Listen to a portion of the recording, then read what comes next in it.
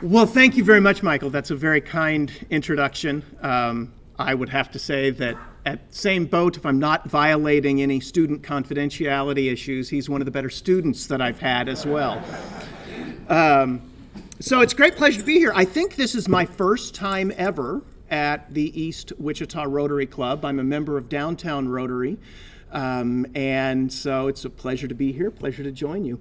And when Michael asked me to speak, I thought, oh, this is a great opportunity, kind of a tune-up for, I'm getting ready for what I call forecast season. Every year with the Center for Real Estate, we do an annual housing forecast that's released in October. And so it's really from August and September that I put all those pieces together. And I have not done any of my numbers yet, so there's nothing that I'll be giving away early information about what will be in the forecast we release in October. But it will give me this opportunity to, you'll see what I'm sort of percolating in the back of my mind, that maybe the numbers will tell me something different when I run them, but these are the things that I'm seeing. And I did say that as I started this, usually I can condense my slides down pretty tight, and this time I have more slides than I normally do. If you want to see them, if I don't have opportunities to talk about everything there, this presentation is up on the Center for Real Estate website. And so if you go to wichita.edu/real estate, on the right-hand side, you'll see a little button that says Latest Presentation, and it says East Wichita Rotary. And so you can download that slide and see those there.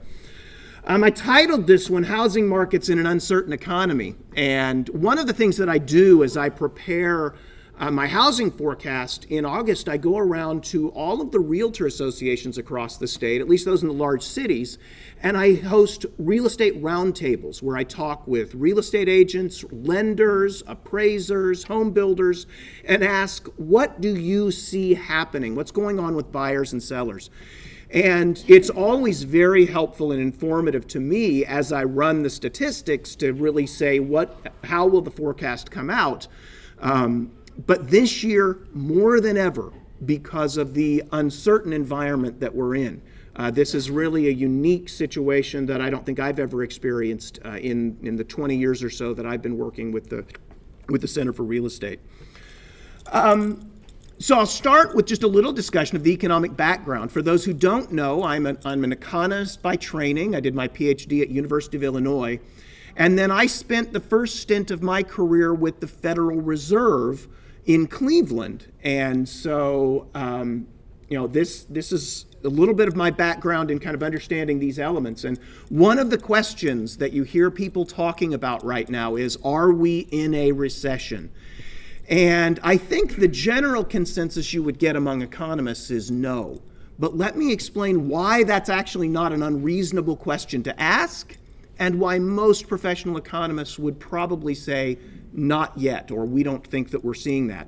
Doesn't mean we won't go into a recession, but so two issues here.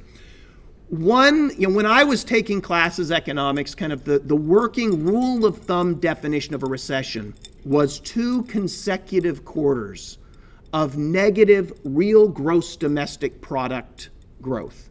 So if real gross domestic product is down 2 quarters in a row, that's the definition of a recession. And as you can see, just barely from that, the blue line is the United States gross domestic product, total output of goods and services in the United States. And the last 2 quarters have been just ever so slightly negative. By the way, anywhere on these slides where you see that blue shaded region, those represent official dates of the Recession Dating Committee by the National Bureau of Economic Research. How do we note or define when a recession occurs? It is actually a group of private sector economists who get together with a private nonprofit organization, the National Bureau of Economic Research, and they put their heads together and they make sort of this official proclamation of here's when a recession began, here's when it ended. They notoriously do not make those calls quickly. They would not begin to say that we're into a recession. Suppose that we said, oh yes, we're in a recession right now. it's likely they wouldn't make that announcement for at least 6 months or even longer until we're into that before they'll make it. They want their definitions to be definitive, not timely, okay? And their rules and their guidelines specifically say, gross domestic product is only one measure of several things that we look at to say whether or not we're in a recession. Another is what's going on in the labor market. How are things happening with jobs? And employment growth, as measured by talking to businesses and asking them, what are you doing in terms of your hiring and what is your employment? How many people do you have working for you? That's actually been very, very strong growth. You can see here over the last 2 years, U.S.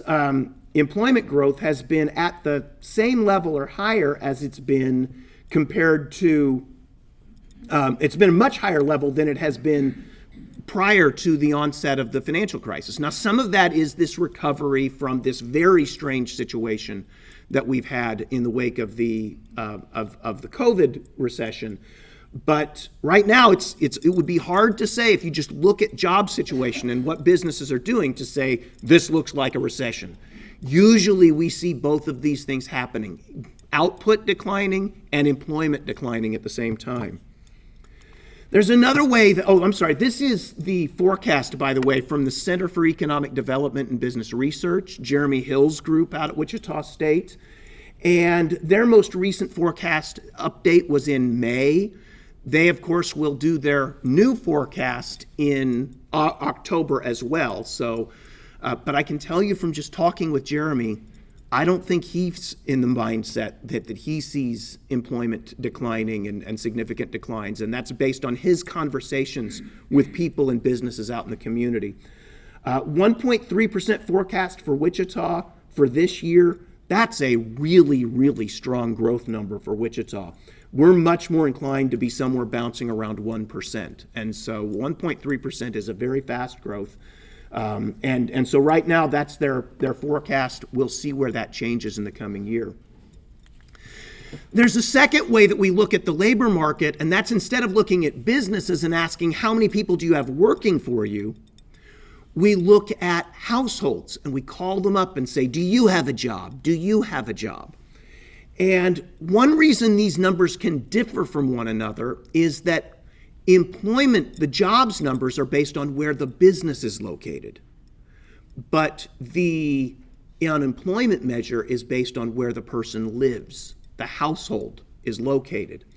And so, for instance, if we have somebody who lives in Andover and works in Wichita, they would show up in the Wichita jobs numbers, but they would show up in the Butler County unemployment rate. Does that make sense? So we can see some differences with those things. Obviously, the unemployment rates just really, really skyrocketed during the pandemic. But the point that I wanted to point out here is that unemployment rates are now down to historic lows. The United States unemployment rate is the lowest that it's been since the late 1960s. And Wichita's is the lowest that it's been since around 1998. So these are, again, you look at this side and you say, people who want a job, can they find one? There's nothing that you'd look at this to say we're in a recession. On the other hand, there's another predictive tool that a lot of economists like to use, which is called an inverted yield curve. And so what this graph shows you is the Treasury rates for U.S. Treasury securities. How much does the federal government have to pay to borrow money? And the first note is a 3-month term. And then you'll see a 1-year, a 5-year, and a 10-year on that. And the 3 lines represent these rates at different points in time. And so August 5th, the week of August 5th, that's the latest weekly data that we have available. That's the most recent one, the blue line on the top. February 4th, that's roughly 6 months ago. And then August 6th, a year ago, that's the closest data point we have to 1 year ago right now. And you'll notice that a year ago, short-term rates were almost zero, and then we had this upward sloping yield curve. Okay, long-term rates, the 10-year rate was higher than the 5-year, higher than the 1-year. That's a normal situation that we expect. Right now, however, you'll look and see that the 1-year rate is above 3% and the 10-year rate is at around 2.8% or so. That's what we call an inverted yield curve, in which long-term rates are lower than short-term rates. And many economists will point to this as a predictor of future recessions. Now, as Michael will know, I don't actually subscribe to that theory, even though many, many times when we see this, we do see recessions coming along. What it is a predictor of is that markets believe that interest rates will be lower in the future than they are today. Okay? They believe that the 1-year Treasury rate will be lower than 3% over the next 10 years, because otherwise they could just invest in 1-year Treasury rates and get more money than they could by investing in the 10-year Treasury. Now, one reason that might happen is that we have a recession. Interest rates will go down because we have a recession. But another reason that it might happen is because inflation comes under control. And so where I'm headed to with all of this is what are going to be the drivers in the housing markets, okay? And the reason inflation matters is because if you wanted to go get a mortgage, the lender needs to be compensated. They're going to lend you money over 30 years. The lender needs to be compensated for the fact that the dollars you pay them back in the future are going to buy less stuff than the dollars they get today. That's inflation. And so we all know about what's been happening here with inflation. The blue line on the top here is CPI, Consumer Price Index inflation. There was actually a new number that came out just this morning. It's down just slightly. I think it was 8.2% or something like that. So inflation is slowing. That's still a very high rate of inflation, highest that we've had in decades. But what matters for mortgage rates is not where inflation has been over the past year. It's what we think inflation will be over the coming year. And so I have two measures here of inflation expectations. One is a survey that's done of households by the University of Michigan. And they call people up and they ask, what do you think the inflation rate will be over the next 12 months? What do you think it will be over the next 12 months? And usually, if I showed you a really long-term picture of this, usually the 1-year expectation of inflation by the survey, by the households, it's almost always about where the Consumer Price Index has been. In recent years, that's been different. When we've had very low inflation, households have typically expected around 3% inflation over the coming year. They've expected more than what we've actually had. Right now, households are not expecting inflation to be 8-9% over the next year. They're expecting inflation rates closer to a 5% inflation rate. Okay? Take that for what you mean. If somebody called you up, what would you say you thought inflation would be? That's exactly what's happening with this survey. But as we all know, you shouldn't look at what people say, you should watch what people do. Right? And especially when they're putting money on the line, that's a really good indication of what people really believe deep down in their gut. And so the final measure I have is the green line. It's at the bottom there, and it's called the 5-year break-even rate. The U.S. Treasury borrows money, and one of the terms that they use is a 5-year term. So you can go and you can buy a 5-year Treasury security, and you'll get an interest rate associated with that. And the dollars that you get paid back from that are going to be eroded by inflation. Okay? But there's a different security, a security called a Treasury Inflation Protected Security, or a TIPS security. With that security, it's kind of strange. If you had a $1,000 par value Treasury security, with an ordinary security, you're going to get paid back $1,000 at the end of 5 years when it matures. With the TIPS security, they're going to say each year, how much inflation did we have over the past year?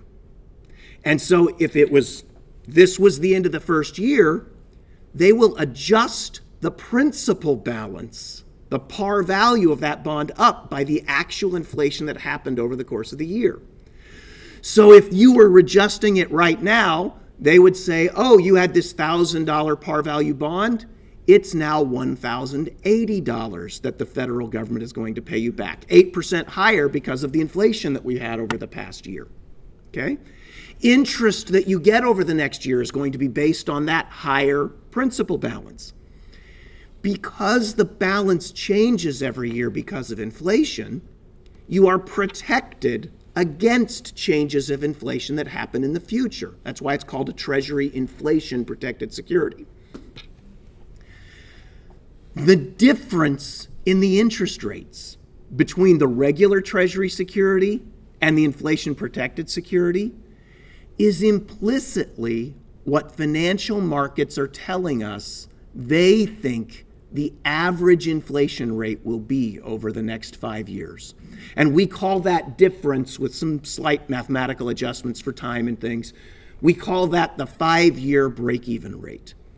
And what you can see is that that 5-year break-even rate has come down over the last few months, and it's now sitting at 2.75, 2.8%. That means on average, the people who are betting their hard-earned money of what's going to happen with inflation are saying, we think, collective wisdom of markets, we think the average inflation rate over the next 5 years is going to be under 3%. Okay? Will they be right or wrong? Who knows? You know, obviously in the past, they thought inflation was going to be down under 2% for 5 years, and we've had this big spike. Markets can be wrong, but, you know, as you always say, you don't bet against the market, right? If you think you're always going to beat the Vegas line, you're probably deluding yourself unless you've got some inside information, right? So if you ask me my best guess of inflation over the next 5 years, I'd say a little less than 3%. That's the number I'd look at. It turns out the Mortgage Bankers Association, I think, is believing the same thing as well. So these are weekly mortgage rates. And I ran this back a little bit. So a couple things of perspective that I wanted to give in relation to housing markets. Number one, you know, we saw this incredible run-up in mortgage rates over since the beginning of this year. 300 basis points, about a 3% increase in interest rates.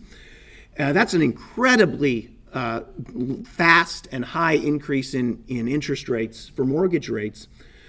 But it also needs to be kept in perspective. Just go back to 2007 and interest rates were above 6%, and we thought those were great rates, right? Jim, 6% interest, is that a good interest rate for a mortgage? It was. Yeah. The rates below 3% that we were seeing, I used to say, my technical term for that was, those are stupid low rates. If I think of where mortgage rates ought to be, I think of what has to be built in for somebody to be willing to give up money over a long period of time. They need to be compensated for not having their money. That's like a real risk-free interest rate. You know, if I just going to give you your money and you're going to give me back stuff in the future, how much do you have to give me? I generally put that about, say, the rate of growth of the economy as a point there. So let's say 2.5% for a good, healthy economy that's growing pretty well, okay? I also need to be compensated for erosion of my purchasing power because of inflation. So I'll include an inflation premium. And let's say inflation's at the Fed's target rate of 2%. So now we've gone from 2.5% up to 4.5%. And then I have to be compensated because it turns out sometimes when I lend people money for mortgages, they don't pay them back. And so I have to get a little bit for risk. Let's call that another 1%, 1.5%. And so now we've gone up to, say, 5.5%, 6%, once you add all those pieces together. In my view, mortgage rates in a normal, healthy economy with low, predictable inflation and without any kind of some funky business going on, that's a new one there, funky business going on in financial markets, I would expect mortgage rates to run between, say, 5 and 7.5%. as sort of a normal range for a healthy economy with low inflation and nothing else going on that's strange. The reason we were so low, really ever since the end of the financial crisis back in 2009, is because of the Federal Reserve's extraordinary actions where they were actually buying mortgage-backed securities. And I didn't include this slide here, but I think it's, if I remember right, it's up above $2.5 trillion worth of mortgage-backed securities that the Federal Reserve has been holding, which has been directly translating into below normal interest rates in mortgage markets. Mortgage Bankers Association, though, is expecting that this rate is going to fall. It's actually back to what they sort of have been predicting, their sort of sweet spot for a long time. Between 4.5% and 5% is where they think mortgage rates will go in the future. And that seems pretty reasonable to me, again, assuming that inflation comes under control. If inflation does not come under control, then that's going to get embedded, and that's going to require significantly higher mortgage rates in order to compensate lenders for that higher inflation. Any questions about that before I'm going to run through stuff because I knew I was going to run out of time, and I can see I've got only about 10 minutes left. But any questions on this stuff before I jump into the housing market side of things?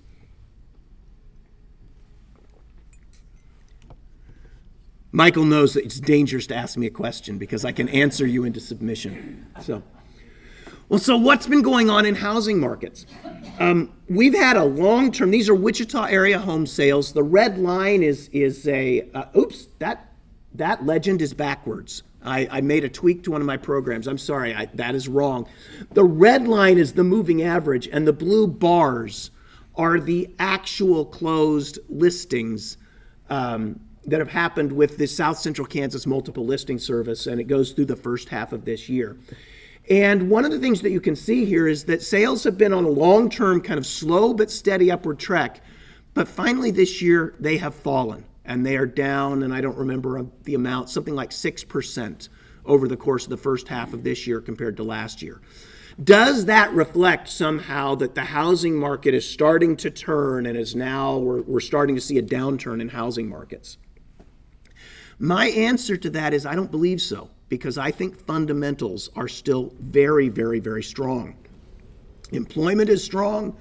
Mortgage rates, even though they went up, are still low by historical standards, and have, in conversations with realtors, have really only had impacts on buyers at the margin. The real issue that we have in the housing market, and the reason that home sales are down this year, and reason that I've actually been forecasting they'd be down in past years, even though I've been wrong, is because we don't have enough homes available for sale. So this is the last 5 years. Every point on every line is 1 year.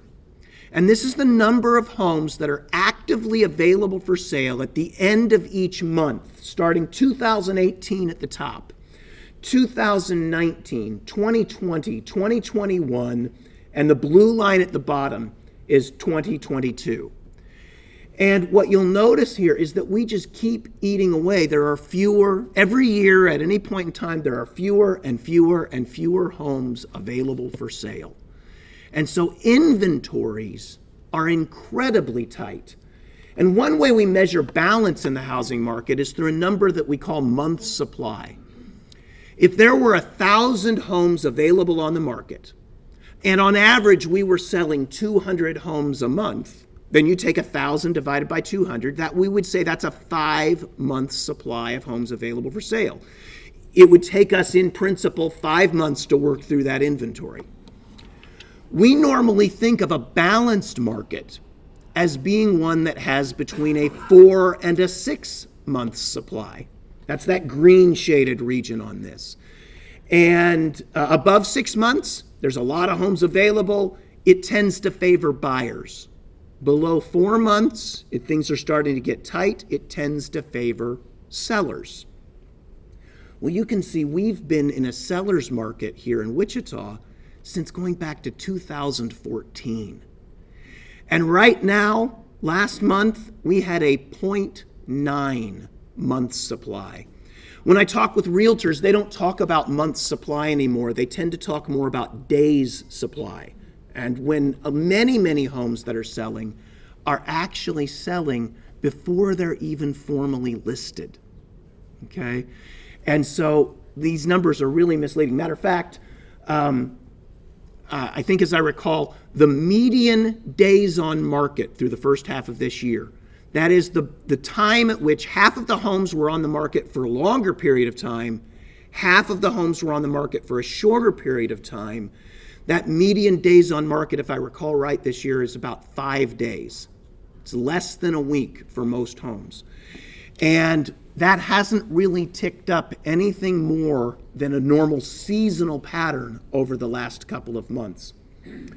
This slide asks a question. I was prompted by something I saw in the Wall Street Journal of one of the national data providers talking about it.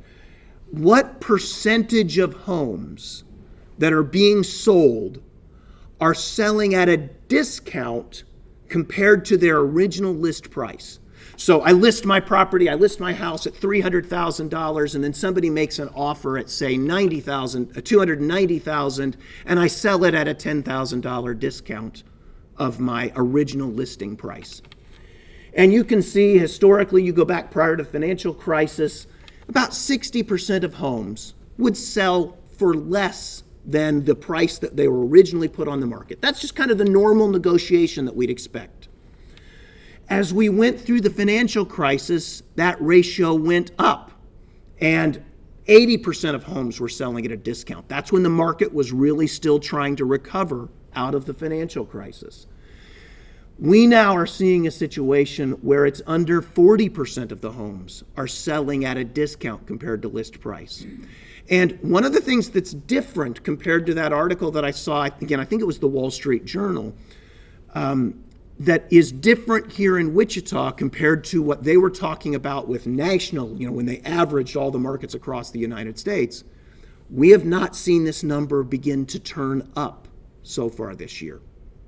And so, one of the questions is I was up in Lawrence and Topeka last week talking with realtors there, and there's roundtables that I do to get ready for my forecast, and really asking them the question of, if we hadn't had the past 2 years, which were just so absolutely incredible, what would you be saying about our current situation?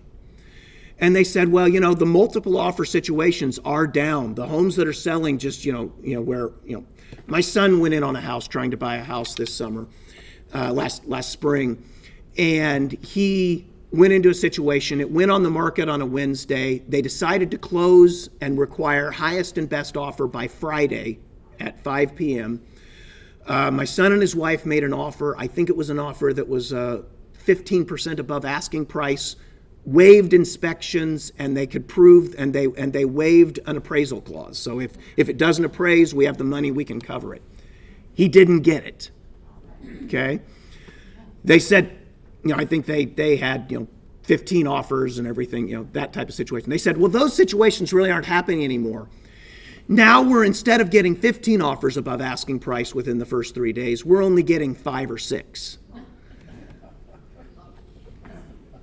That's, if you'd wiped away the last 2 years, that's just nuts, right? That's just something that nobody could have ever imagined previously. And sometimes our perspectives get colored by our most recent experience rather than a sense of a longer perspective, what's normal in a market.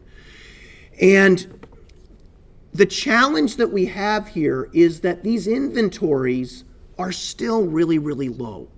And so even if we see demand softening, which it should with higher interest rates, that should soften a little bit, we are still in such a tight market situation that it's going to be a strong seller's market for quite a long period going forward. Yes?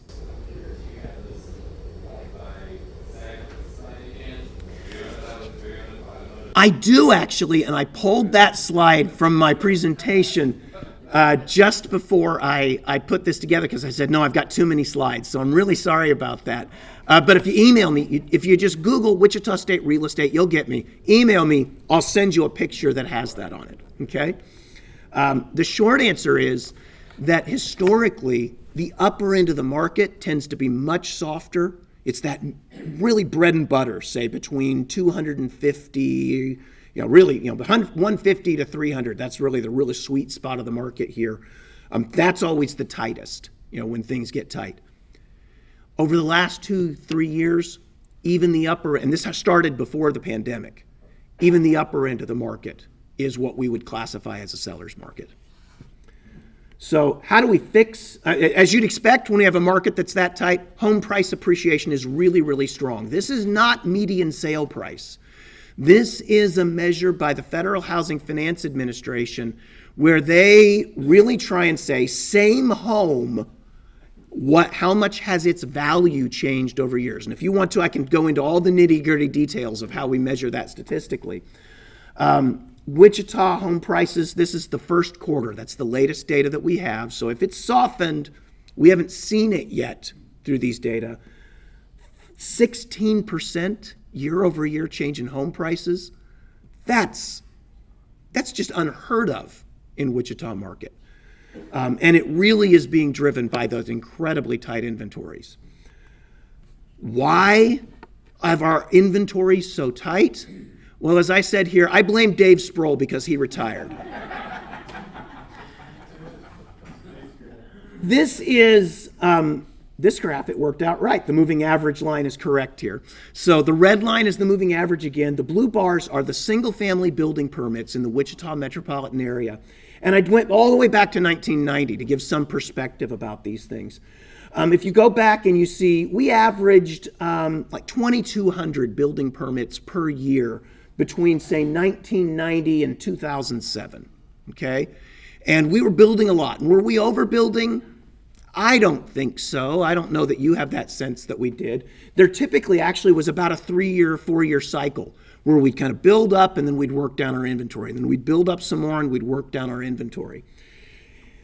Then, of course, during the financial crisis, we went over a cliff.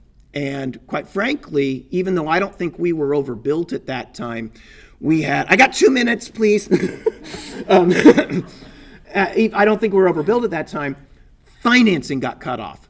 Builders couldn't get financing. Buyers couldn't get financing. Really, we got caught by things that had nothing to do with anything that was going on in the Wichita and in Kansas, but had to do with things that were going on nationally. And so then between about 2009 and 2019, we were averaging fewer than 1,000 single-family building permits per year. And so we just weren't building enough homes. That has finally picked up. One of the reasons we weren't building homes is because you'll notice here, you go back, and our home prices were just basically sitting flat over that whole period of time. Construction costs continued to rise in terms of construction materials and labor. And so new homes became a harder and harder value proposition. That's probably what made Dave retire, was that it's just harder and harder to compete. But finally, with this new appreciation and with nothing else out there, people are saying, I'm just going to go build. And so we're seeing an uptick. But it's going to take a long time of this increased construction to really be able to get us back to what would be a more balanced and normal market. Well, that covers everything. As I said, this presentation is available on the Center for Real Estate's website now. You feel free to download it. And I want those of you who need to go to work and do things to go, but I'm happy to stay and answer questions if that's helpful. And we can do it informally or formally, whatever you'd like, Dane. Yeah, I can close this out and then all right. y'all can... Well, thank you all very much.